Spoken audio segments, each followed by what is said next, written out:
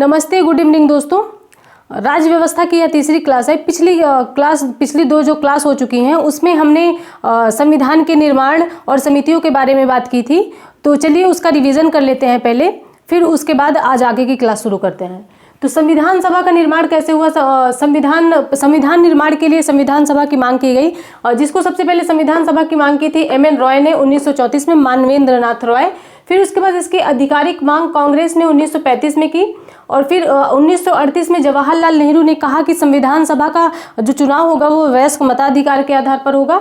इस जवाहरलाल नेहरू की इस मांग को अगस्त प्रस्ताव 1940 के माध्यम से स्वीकार कर लिया गया। फिर उसके बाद अगस्त 1946 में चुनाव हुए, जुलाई अगस्त 1946 में संविधान सभा के चुनाव हुए, जिसमें संविधान सभा नवंबर 1946 में बनकर तैयार हो गई। फिर उसके बाद संविधान सभा की प्रथम बैठक 9 दिसंबर 1946 को हुई थी। इसमें कुल सदस्य थे 211, और इसमें महिलाओं ने भाग लिया था लेकिन मुस्लिम लीग ने भाग नहीं लिया था। इसमें सच्चिदानंद सिन्हा को अस्थायी अध्यक्ष बनाया गया वरिष्ठता के आधार पर। और फिर सेकंड बैठक इसकी 11 दिसंबर 1946 को हुई, जिसके अध्यक्ष थे डॉक्टर राजेंद्र प्रसाद। इसमें कुल टोटल बैठक हुई जब 1946 से लेकर जब तक देश आज़ाद हुआ उसके बाद जितनी भी बैठकें हुई 11 बैठक हुई, और इसकी अंतिम बैठक 24 जनवरी 1950 को हुई। उसके बाद फिर 13 दिसंबर 1946 को जवाहरलाल नेहरू ने संविधान सभा में उद्देश्य प्रस्ताव पारित किया। ये उद्देश्य प्रस्ताव के बारे में हम लोग डिस्कस कर चुके हैं कि ये संविधान बनाने का एक बेसिक स्ट्रक्चर था, एक रफली कार्य था। उसके बाद स्वतंत्रता अधिनियम 1946 में संविधान सभा को कुछ स्वतंत्रताएं दी गई, जिसमें वो अपना संविधान खुद बना सकती है और स्वेच्छा से, और कि ब्रिटिश द्वारा लगाए गए कानून को वो मतलब समाप्त भी कर सकती है या उसमें भी बदलाव कर सकती है। विधायिका का कार्य भी सौंपा गया, क्योंकि अभी तक सिर्फ उसको कानून बनाने का अधिकार दिया गया था, लागू करने का नहीं, तो उसको विधायिका का कार्य दिया गया। अगर विधायिका से संबंधित बैठक होती थी तो उसकी जो अध्यक्षता करते थे वो जीबी मावलंकर करते थे, और अगर संविधान सभा की बैठक होती तो उसकी अध्यक्षता डॉक्टर राजेंद्र प्रसाद करते थे। इसके संविधान सभा के अन्य कार्य हैं। 22 जुलाई 1947 को संविधान सभा ने राष्ट्रध्वज स्वीकार किया। उसके बाद 24 जनवरी 1950 को राष्ट्रगान स्वीकार किया, और 24 जनवरी 1950 को राष्ट्रगीत भी स्वीकार किया। 24 जनवरी 1950 को संविधान सभा ने राजेंद्र प्रसाद को इंडिया का फर्स्ट प्रेसिडेंट या इंडिया का फर्स्ट प्रथम राष्ट्रपति बनाया। और फिर उसके बाद समितियों के बारे में हमने बात की थी। तो संविधान सभा से संबंधित 8 बड़ी समितियां थीं, जिसमें संघ शक्ति समिति, इसके अध्यक्ष थे जवाहरलाल नेहरू। संघीय संविधान समिति, इसके अध्यक्ष थे जवाहरलाल नेहरू। प्रांतीय संविधान समिति सरदार वल्लभ भाई पटेल। प्रारूप समिति भीमराव अम्बेडकर। ये प्रारूप समिति सबसे महत्वपूर्ण समिति थी। इसमें 7 सदस्य थे। 29 अगस्त 1946 को प्रारूप समिति का गठन हुआ था, और इसके बारे में हम पिछली वीडियो में बात कर चुके हैं, और जिन्होंने पिछली वीडियो नहीं देखे जाके देख लें। उसके बाद मौलिक अधिकार, अल्पसंख्यक और जनजाति जो संबंधित समिति थी उसके अध्यक्ष थे डॉक्टर पटेल, मतलब सरदार वल्लभ भाई पटेल। और नियम प्रक्रिया समिति के अध्यक्ष थे राजेंद्र प्रसाद। उसके बाद फिर संचालन समिति के अध्यक्ष थे डॉक्टर राजेंद्र प्रसाद, और राज्यों के साथ समझौता करने की संबंधित समिति थी उसके जवाहरलाल नेहरू। तो जवाहरलाल नेहरू 3 समितियों के अध्यक्ष थे, एक संघ शक्ति समिति, जवाहरलाल नेहरू संघीय संविधान समिति, और राज्यों से संबंधित जो उनके साथ समझौता किया जाता था उससे संबंधित। लेकिन प्रांतीय संविधान समिति के अध्यक्ष थे सरदार वल्लभ भाई पटेल। इसके बाद कुछ छोटी समितियां थी जो इंपॉर्टेंट है, वो मैंने लिख ली है। एक कार्य संचालन समिति, इसके अध्यक्ष थे के.एम. मुंशी, और राष्ट्रध्वज समिति, इसके अध्यक्ष थे डॉक्टर राजेंद्र प्रसाद। फिर उसके बाद संविधान सभा के एक सलाहकार थे जो कि कानूनी संबंधी सलाह देते थे, उनका नाम था बी.एन. राव। ये भी क्वेश्चन पूछा जाता है, बी.एन. राव। ये चीज आप मतलब इसको क्लियर कर लीजिएगा। संविधान सभा की जो मांग की थी उन्होंने वो एम.एन. रॉय थे, और जो कानूनी सलाहकार थे वे बी.एन. राव थे। तो आप इस पे कंफ्यूज मत होइएगा। उसके बाद संविधान लागू हुआ 26 नवंबर 1949 को संविधान आंशिक रूप से लागू कर दिया गया, और पूर्ण रूप से संविधान 26 जनवरी 1950 को लागू हुआ। जब संविधान लागू हुआ तो उस टाइम पे संविधान में 395 अनुच्छेद, 22 भाग और 8 अनुसूचियां थी। अभी वर्तमान में बढ़ा दी गई हैं संशोधन के माध्यम से। संविधान बनने में जो टाइम लगा है वो 2 वर्ष 11 माह 18 दिन का समय लगा है, और लगभग 60 देशों के संविधान को पढ़कर हमारे देश का संविधान बना है। उसके बाद इसमें जो खर्च आया था वो 64 लाख के करीब आया था। और कुछ संविधान सभा के कुछ आलोचक भी हैं, यहाँ से भी क्वेश्चन बनने की संभावना है। तो एक दलीय देश का एक दलीय निकाय किसने कहा था संविधान सभा को? तो ग्रेनविले ऑस्टिन ने, क्योंकि कांग्रेस का वर्चस्व तब बहुत ज़्यादा था, कांग्रेस एक लोकप्रिय संस्था थी उस टाइम पे, और तो इसलिए इसको कहा गया एक दलीय देश का एक दलीय निकाय, इसको ग्रेनविले ऑस्टिन ने कहा था। हिंदुओं का निकाय, क्योंकि कांग्रेस में हिंदुओं की संख्या ज़्यादा थी मुस्लिमों की अपेक्षा, मुस्लिमों की संख्या मुस्लिम लीग में ज़्यादा थी, तो इसको कहा था लॉर्ड विस्काउंट ने।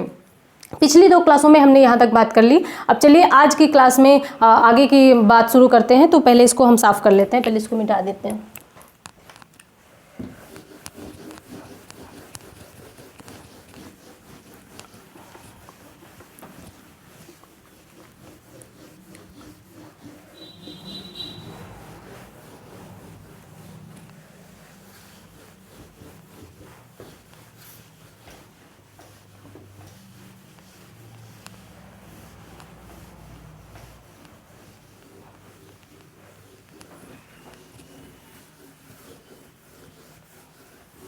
तो चलिए आज की क्लास के बारे में शुरुआत करते हैं।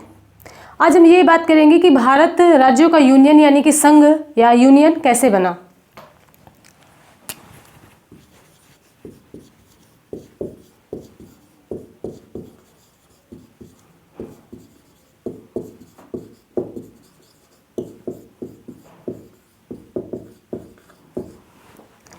कुछ ऐसे संघ परिसंघ ये चीज़ें होती हैं, तो संघ और परिसंघ में क्या अंतर है पहले ये बात कर लेते हैं।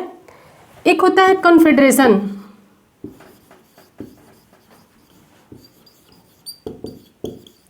इसको बोलते हैं परिसंघ। इसमें क्या होता है कि कुछ कंट्री, कुछ छोटे छोटे स्टेट या कुछ छोटी छोटी कंट्री मिलकर एक बड़े देश का निर्माण करते हैं, बड़ी कंट्री का निर्माण करते हैं, और इनके बीच एक समझौता हुआ होता है। उस समझौता मतलब वो समझौते के माध्यम से ये आपस में एक योजना बनाते हैं, और उस समझौते के माध्यम से आपस में जुड़कर एक नए देश का निर्माण करते हैं। लेकिन ये समझौता इतना मजबूत नहीं होता है, कोई भी देश अपने आप को कभी भी स्वतंत्र घोषित कर सकता है। कॉन्फेडरेशन के तहत वो कभी भी अपने आप को आज़ाद कर सकता है। तो जैसे कि यूएसए एक कॉन्फेडरेशन कंट्री है, वो उसके जो राज्य हैं वो अपने आप को कभी भी कभी भी स्वतंत्र घोषित कर सकते हैं, उनके पास ये पावर है, उनको ये अधिकार दिया हुआ है। ये बात अलग है कि वो लोग भावनात्मक रूप से एक दूसरे के साथ जुड़े हैं, लेकिन उनको ये स्वतंत्रता है कि वो अपने आप को, उनके पास ये अधिकार है कि वो अपने आप को स्वतंत्र घोषित कर सकते हैं। और दूसरे नंबर पे आता है फेडरेशन, इसको बोलते हैं संघ।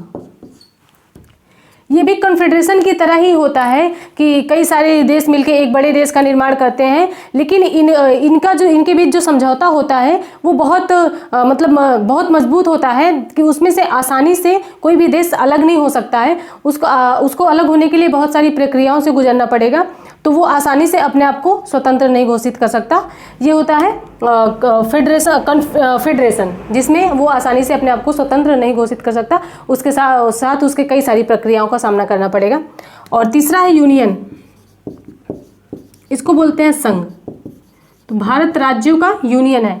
इसमें क्या होता है कि जो कंट्री एक बार स्टेट एक बार भारत में शामिल हो गया है, वो कभी भी अपने आप को स्वतंत्र घोषित नहीं कर सकता। हाँ, ये बात अलग है कि उसकी सीमा, किसी राज्य के सीमा नाम में परिवर्तन किया जा सकता है, लेकिन वो कभी अपने आप को स्वतंत्र कंट्री घोषित नहीं कर सकता है। तो भारत के अंदर जितने भी राज्य हैं वो कभी भी अपने आप को स्वतंत्र घोषित नहीं कर सकते, वो हमेशा भारत का हिस्सा रहेंगे। तो आपको कॉन्फेडरेशन, फेडरेशन और यूनियन के बारे में समझ में आ ही गया होगा। अब ये बात करते हैं कि भारत बना कैसे, राज्यों का यूनियन बना कैसे। तो जब हमारा देश आज़ाद हुआ था, माउंटबेटन 3 जून 1947 को एक योजना आई थी, उसका नाम है माउंटबेटन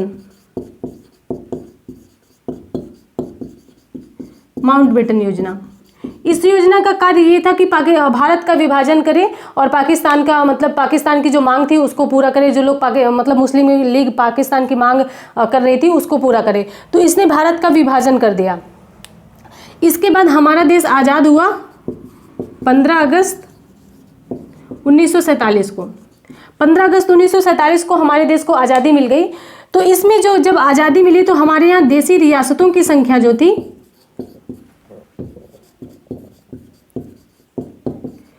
552 थे, और जो पाकिस्तान में देसी रियासत गए थे वो 13 थे। 13 देसी रियासतों के साथ पाकिस्तान एक अलग कंट्री बन गई और इंडिया को मिले 552 देसी रियासत। इसमें से 549 ने अपने आप का मतलब जो 549 देसी रियासत थे उन्होंने अपने आप का भारत में विलय कर दिया। इन लोगों के पास जब माउंटबेटन योजना आई थी तो इसके तहत इनको ये स्वतंत्रता दी गई थी देसी रियासतों को कि या तो आप पाकिस्तान में मिल सकते हैं और या तो फिर भारत में मिल सकते हैं या फिर खुद को स्वतंत्र रख सकते हैं। तो जो 549 तो भारत में मिल गए, जो 3 थे वो भारत में आसानी से मिलने के लिए तैयार नहीं थे, तो उनको किसी न किसी तरीके से मिलाया गया। तो चलिए उसके बारे में बात करते हैं। सबसे पहले बात ये करते हैं कि जो भारत का विलय हुआ उनमें उन्होंने जो भारत के विलय हुआ देसी रियासतों का, उसमें किसने महत्वपूर्ण भूमिका निभाई।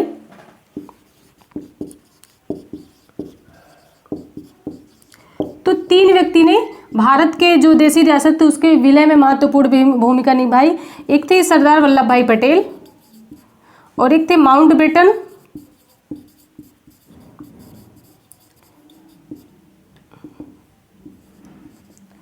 और एक थे वीपी मेनन।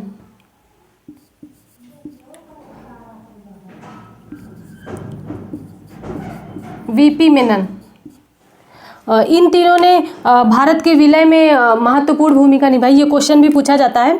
अब उसके बाद देसी रियासत, 3 देसी रियासत कौन कौन से थे उनके बारे में बात कर लेते हैं। मान लीजिए ये इंडिया है, यहाँ जम्मू कश्मीर और ये जूनागढ़ और ये हैदराबाद। जम्मू कश्मीर, जूनागढ़, हैदराबाद, जम्मू कश्मीर, जूनागढ़, हैदराबाद। तो ये 3 देसी रियासत ऐसे थे जिन्होंने भारत में मिलने के लिए बहुत सारी इनको ऑपरेशन चलाया गया या तो फिर किसी को जनमत संग्रह द्वारा मिलाया गया ऐसा। तो यहाँ के जो राजा थे इनका नाम था हरि सिंह। जम्मू कश्मीर के राजा थे हरि सिंह और यहाँ के जो प्रधानमंत्री थे उनका नाम था शेख अब्दुल्ला।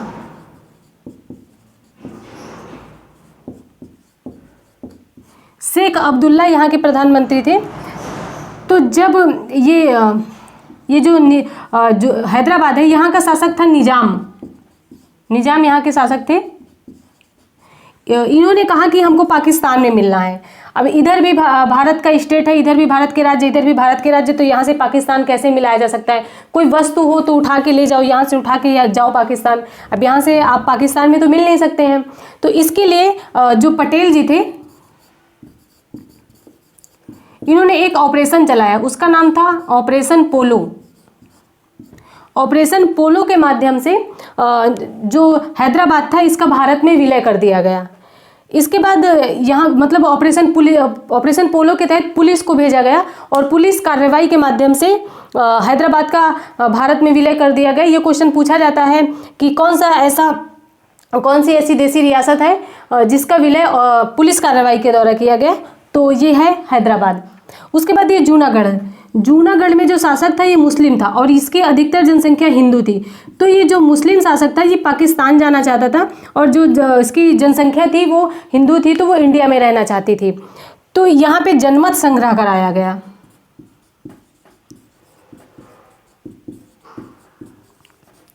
जनमत संग्रह के माध्यम से इसका भारत में विलय कर दिया गया, क्योंकि इसमें वोटिंग कराई गई और वोटिंग में सबसे ज़्यादा वोट मिले वो इंडिया के पक्ष में मिले। तो जनमत संग्रह के द्वारा इसको जूनागढ़ का भारत में विलय कर दिया गया और जो यहाँ का राजा था वो पाकिस्तान चला गया। अब बारी है जम्मू कश्मीर की। तो जम्मू कश्मीर के शासक थे हरि सिंह और यहाँ का प्रधानमंत्री था शेख अब्दुल्ला। जब इन्होंने कहा कि हम अपने आप को स्वतंत्र घोषित करते हैं, ना हम पाकिस्तान में मिलेंगे और ना हम इंडिया में मिलेंगे, हम एक स्वतंत्र कंट्री रहेंगे। तो उसके बाद क्या हुआ कि जब पाकिस्तान को पता चला तो पाकिस्तान की आर्मी ने इस एरिया से इस पे आक्रमण कर दिया और ये एरिया पाकिस्तान के कब्जे में हो गया। जब ये एरिया पाकिस्तान के कब्जे में हो गया, हरि सिंह को लगा कि अब हम पाकिस्तान से जीत नहीं पाएंगे, जम्मू कश्मीर का पूरा एरिया पाकिस्तान में चला जाएगा। तो ये जवाहरलाल नेहरू जी के पास आए कि अब हम क्या करें। तो नेहरू जी ने कहा ठीक है, आप विलय पत्र पर हस्ताक्षर करिए और आप ये कहिए कि हम जम्मू कश्मीर को इंडिया के पक्ष में देते हैं। तो ये जो जम्मू कश्मीर है वो विलय पत्र के माध्यम से इंडिया का हो गया। तो ये मामला जो यहाँ पर पाकिस्तान घुसाया था, यहाँ ये मामला यूएन में चला गया। यूएनओ में क्या हुआ कि वो मामला अभी तक वहीं पे पड़ा हुआ है, अभी उसका कुछ मतलब जो उसके निर्णय है अभी नहीं आया कि कौन सा एरिया किसका है, तो अभी वो वहीं पे पड़ा हुआ है और तभी इस एरिया में अभी भी पाकिस्तान का कब्जा है और ये इंडिया के कब्जे में है और ये पाकिस्तान के, और यहाँ अधिकतर अशांति देखने को मिलती रहती है। और न्यूज़पेपर में आप अगर पढ़ते होंगे, न्यूज़पेपर देखते होंगे तो ज़्यादातर अशांति यहाँ पे मिलती रहती है। इन्होंने विलय पत्र पर हस्ताक्षर तो कर दिया, उसके साथ ही कहा कि एक अनुच्छेद लाइए आप, अनुच्छेद या आर्टिकल 370 के तहत जम्मू कश्मीर को एक स्पेशल राज्य का दर्जा दिया गया, स्पेशल स्टेट का दर्जा दे दिया गया। ये कहा गया कि अनुच्छेद 370 के तहत यहाँ पे इंडिया का कानून लागू नहीं होगा और जम्मू कश्मीर में एक अलग फ्लैग होगा, वहाँ का अलग झंडा होगा, जम्मू कश्मीर का एक अलग संविधान होगा। ये चीज़ इसमें मतलब कहा गया कि मानी गई कि यहाँ पे इंडिया का कानून लागू नहीं होगा, तो उसका स्पेशल स्टेट का दर्जा अनुच्छेद 370 में दिया गया। उसके बाद क्या हुआ कि वर्तमान में ये अनुच्छेद 370 हटा दिया गया है और ये जो जम्मू कश्मीर है ये एक यूनियन टेरिटरी यानी कि केंद्र शासित प्रदेश बन चुका है, तो ये अब राज्य भी नहीं है। तो आई होप आपको ये क्लासेस समझ में आई होंगी, आज की टॉपिक आपको समझ में आया होगा। आज की क्लास यहीं तक, मिलते हैं नेक्स्ट वीडियो में। धन्यवाद।